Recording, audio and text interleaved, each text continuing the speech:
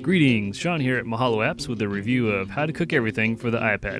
And if you like this video, don't forget to rate, comment, and subscribe below. The How to Cook Everything app comes from the book How to Cook Everything by Mark Bittman.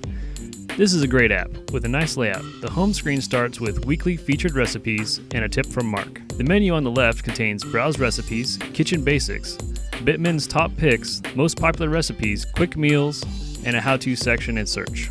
The Browse Recipes section has subcategories for each type of food, like sauces and then different types of sauces.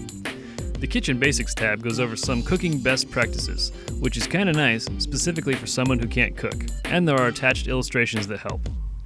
Back at the home menu, there are Bittman's Picks, Popular, and Quick Dinners. These are all pretty much the same, just subcategorized. One of my favorite parts of this app is the search function, because you can search for recipes based off of name, key ingredients, cooking techniques, flavors, and recipe type. This is great if I want to look up a recipe that has cheese in the title. Just search cheese. Also, if I only have a few ingredients, I can just search for recipes that call for those ingredients, which is a very helpful tool when seeing what I can make. For instance, well, we only have chicken and rice. What can we make? You can also search recipes by cooking techniques. Like if you wanted to grill something but needed a recipe, then here it is for you. The ability to search for food by flavor is a nice feature, like if you were in the mood for Italian or Asian food. The last function of the feature is the ability to search for recipes that are fast, need to make ahead, vegetarian, and essential recipes. These all add up to some pretty handy features.